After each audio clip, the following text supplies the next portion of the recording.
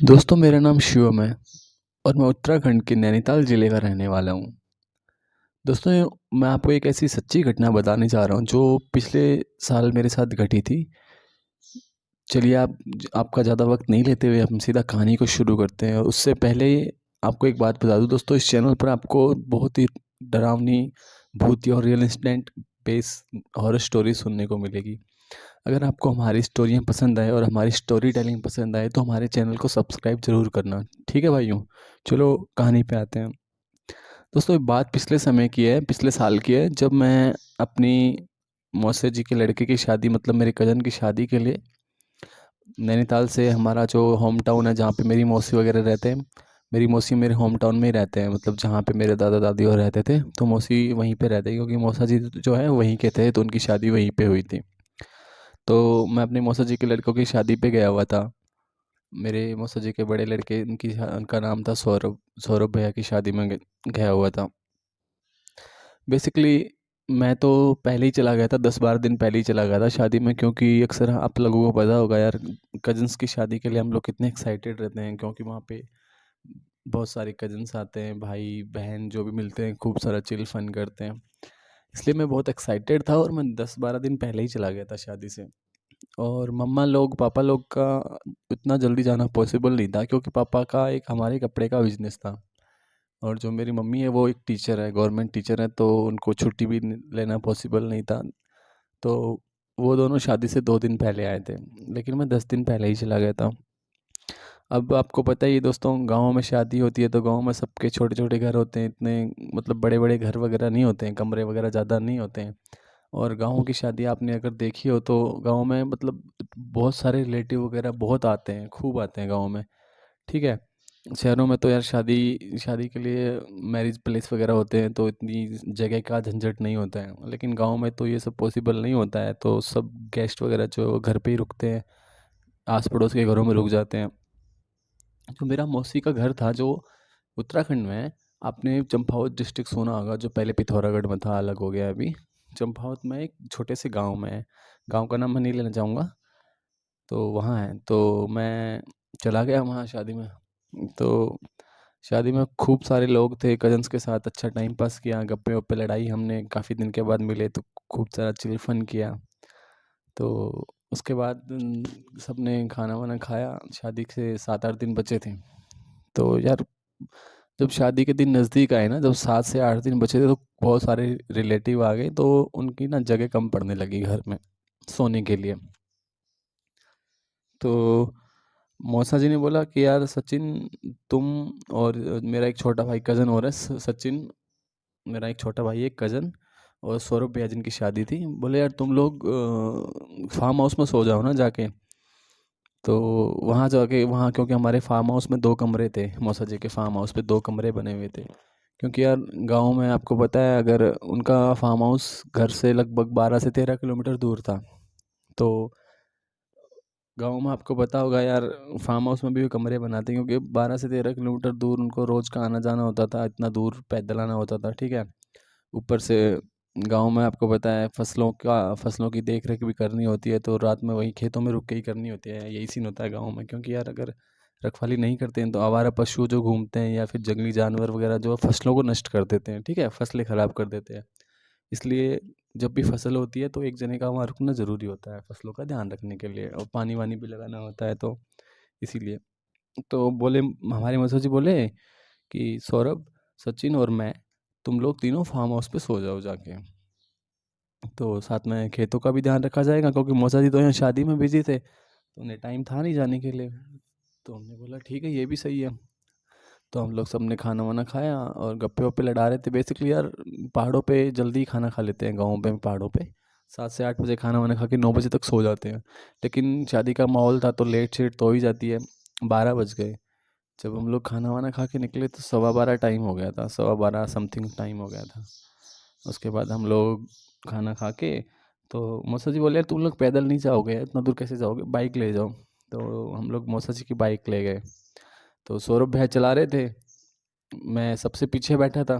बीच में मेरा छोटा कजन बैठा था, सचिन, वो 17 साल का ही था, छोटा था मुझसे। मेरी उम्र 22 साल थी और सौरभ भैया की उम्र 25 साल थी। तो हम लोग चल पड़े, सौरभ भैया चला रहे थे बाइक। तो हमने जैसे ही गाँव का चौराहा पार किया ना, चौराहे पे छोटी छोटी शॉप्स वगैरह होती थी गाँव में।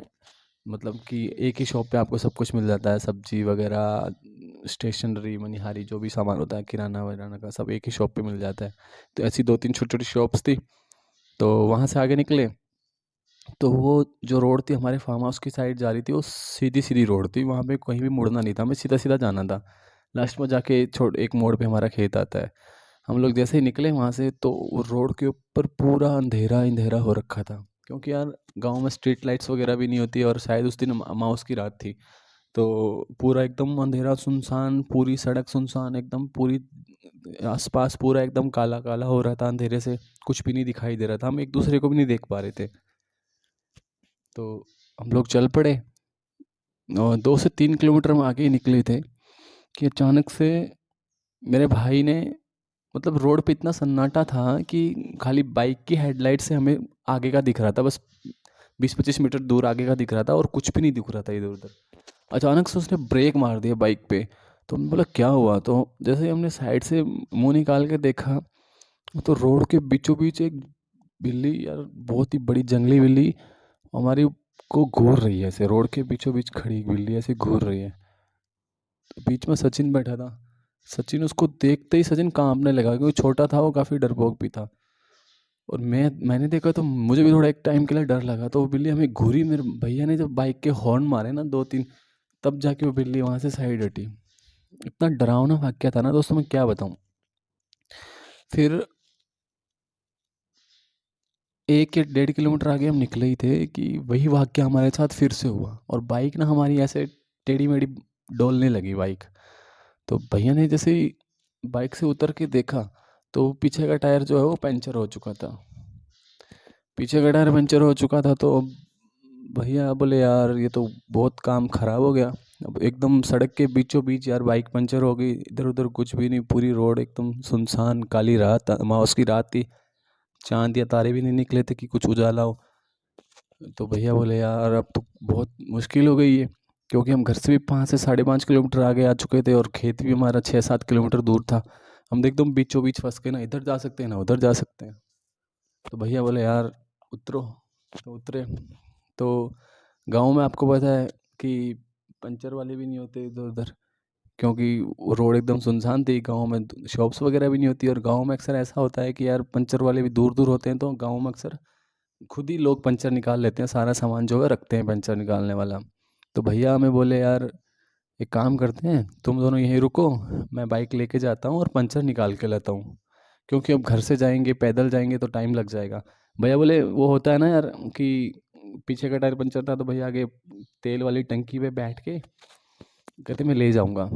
तो मैंने कहा चलो ठीक है भाई, आप ले जाओ, हम लोग यहीं रुकते हैं और क्या। सचिन बोला ठीक है ले जाओ। तो भैया जो है वो घर की तरफ वापस मुड़ पड़े पंचर सही करने के लिए। तो मैं और सचिन, मैंने बोला तुम लोग यहीं रुकना, यहाँ से हिलना नहीं, ठीक है, कुछ भी हो जाए यहाँ से मत हिलना। मैंने कहा ठीक है। तो भैया चले गए। तो हम लोग यार, भैया को गए आधा घंटा हो गया, हम लोग ऐसे ही खड़े थे। टाइम हो गया लगभग 1 बज रहे होंगे। तो मेरा फ़ोन तो था वो डेड हो चुका था, उसमें बैटरी नहीं थी। सचिन के पास फ़ोन नहीं था, क्या, क्योंकि छोटा था ना, उसे फ़ोन अफोर्ड नहीं किया था उसके मम्मी पापा ने। तो भैया ने भी बोला था यहाँ से इधर उधर मत जाना। तो हम लोग खड़े खड़े थक गए, आधा घंटा हो चुका था।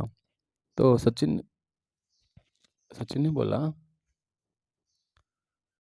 तो सचिन ने बोला भैया वो पेड़ के नीचे बैठ जाते हैं यार, खड़े खड़े तो थक जाएंगे। हम लोग चले गए वहाँ पे पेड़ के पास। पेड़ हमसे 50-60 मीटर दूर था, रोड के उस तरफ था। पेड़ पीपल का बड़ा सारा पेड़ था, काफ़ी पुराना पेड़ होगा वो, बहुत मतलब बड़ा पेड़ था, काफ़ी बड़ा। तो हम लोग बैठ गए उसके नीचे। तो उसके नीचे हम जैसे ही बैठे, सचिन बोला भैया मैं आता हूँ, टॉयलेट आ रही है मेरे को, मैं जाके आता हूँ। ठीक है, सचिन रोड के उस तरफ चला गया। तो देख के और सचिन भागा भागा मेरी तरफ आया, बोले भैया मुझे बहुत डर लग रहा है। मैंने कहा क्या हुआ। बोले उधर उधर की साइड कब्रिस्तान है। तो ये सुन तो मैं भी थोड़ा डर गया यार, मतलब 1 बज रही है रात की, और पूरा काला अंधेरा है, और ऊपर से उधर की साइड कब्रिस्तान भी दिखाई दे रहा है। तो मैं सचिन के पास दौड़ा दौड़ा गया। तो वहाँ देखी मैंने, इधर उधर देखी, बहुत बड़ा कब्रिस्तान था, और जगह जगह कब्रें ही कब्रें दिख रही थी। शायद एक दो कब्रें आज नहीं भी बनी थी। तो ये देख हम लोग डर गए। तभी वही बिल्ली हमारे पास से निकली, जो बिल्ली हमने पीछे देखी थी। इतनी उसकी बिल्ली की डरावनी आवाज़ थी, हमारे पास से निकल के और कब्रिस्तान की तरफ भाग गई। तभी मुझे और सचिन को ऐसा फील हुआ कि हमारे जस्ट जहाँ पेड़ पे हम थे वहाँ पे कोई बैठा है, उस पेड़ पे पास कोई बैठा हुआ है। तो जैसे ही हमने पीछे की तरफ देखा तो वहाँ से हमें ज़ोर ज़ोर से ऐसे सांस लेने की आवाज़ आ रही थी। ऐसे लग रहा था कोई बूढ़ी औरत है जो इतना मतलब कि ज़ोर ज़ोर से सांस वगैरह ले रही है। तो हमने पीछे की तरफ देखा और पेड़ की साइड गए, तो जैसे हम पेड़ की तरफ बढ़ने लगे तो वहाँ से आवाज़ आई पेड़ की साइड से, तुम दोनों मेरे पास आओ, मैं तुम्हें ले जाऊंगी। ये सुन के सचिन तो पूरा डरने लगा, उसने मुझे कस के पकड़ लिया, बोला भैया भैया भैया वहाँ मत जाओ, भैया वहाँ मत जाओ। तो मैंने कहा, बोला यार डर तो मुझे भी बहुत लग रहा था, क्योंकि यार वहाँ अभी तक कोई नहीं था, आसपास कोई घर नहीं, कुछ नहीं। अचानक से ऐसी आवाज़ आने लगी तो मैं भी डर गया। तो वहाँ से फिर आवाज़ आने लगी, तुम दोनों नहीं जा सकते, तुम दोनों कहीं नहीं जा सकते, मैं तुम्हें साथ ले जाऊंगी। ऐसा सुनते ही मेरा मानो से खून ठंडा पड़ चुका था, ऊपर से पूरा मैं सुन्न हो चुका था। और तभी अचानक ऐसे ज़ोर ज़ोर से हवाएं चलने लगी, सर सर की आवाज़ें आने लगी जगह जगह से। हम दोनों बहुत डर चुके थे, बहुत डर चुके थे। तभी वो बूढ़ी औरत हमारी तरफ बढ़ने लगी, तो मैंने देखा कि उसने एकदम पूरी सफ़ेद साड़ी पहन रखी थी और उसके बाल एकदम खुले, क्योंकि उसके चेहरे पर ऐसी चमक थी ना कि हमें उसका रूप पूरा दिखाई दे रहा था अंधेरे में। सफ़ेद साड़ी पहनी हुई थी। तो ये देखा हम लोग बहुत डर गए और हम लोग भाग गए वहाँ से। तो सचिन सचिन तो वहीं गिर कर बेहोश हो गया, और मैं वहाँ से जैसे ही भागने लगा मेरा पैर फिसल चुका था और मैं गिर गया नीचे। रोड के इस तरफ आ चुके थे हम दोनों और वहाँ गिर गए। तभी जिस तरफ से भैया गए थे उस तरफ से दो मानो ऐसे लग रहा है कि एक इस तरफ सड़क के और एक इस तरफ सड़क के किसी ने टॉर्च कर रखी है और टॉर्च पकड़ के हमारी तरफ बढ़ रहा है।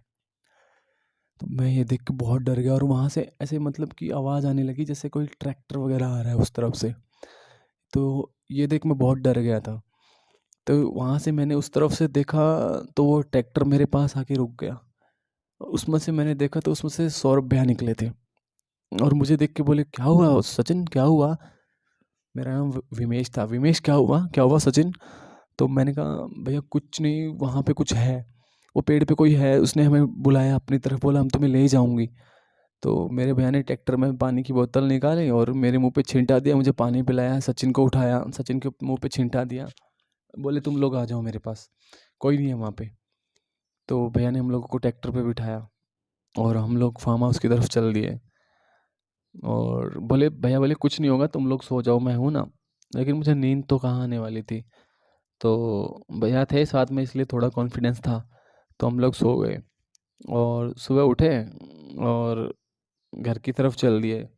तो वहाँ पे जाके मैंने सारी बात जो अपने मौसा जी को और मेरी दादी थी उनको सबको बताया। तो मौसा जी बोले, तुम लोग रात को 8 बजे ही वहाँ चले जाओगे अगर तुम्हें जाना है तो, नहीं तो तुम रात के टाइम पे नहीं जाओगे, और अगर आइंदा बात कभी जाओ भी तो उस पेड़ की तरफ देखना भी मत। तो हमने बोला ठीक है। दोस्तों उस दिन के बाद से जब तक शादी में हम थे हम लोग, और जब तक हम लोग फार्म हाउस में सोते थे, हम लोग 8 साढ़े 8 बजे वहाँ से चले जाते थे और कभी उस पेड़ की तरफ हमने मुड़ के भी नहीं देखा, क्योंकि गांव वालों का कहना था कि उस पेड़ के ऊपर एक बहुत ही बुरी इंसिडेंट हुई थी पेड़ के पास। एक औरत थी जिसे एक ट्रक ने अपने टायरों के नीचे दे के कुचल दिया था, इसीलिए उस पेड़ के आसपास उसकी आत्मा भटकती है। और गांव वालों का कहना है कि ऐसी बुरी शक्तियों की एक सीमा होती है, उस सीमा से आगे वो हमारे पास नहीं आ सकते। अगर हम लोग उनकी सीमा में जाएं, वो हमें बुलाएं, हम लोग उनकी सीमा में जाते हैं तो वो हमें नुकसान पहुंचा सकते हैं। अदरवाइज़ अगर हम लोग उनकी सीमा से बाहर हैं तो वो हमें बुला रहे हैं, अगर वहाँ नहीं जाएंगे तो वो हमारा कुछ नहीं कर सकते। दोस्तों आपको हमारी स्टोरी कैसी लगी? ऐसी रोमांचक हॉरर स्टोरी के लिए हमारे चैनल को सब्सक्राइब करें। Thank you.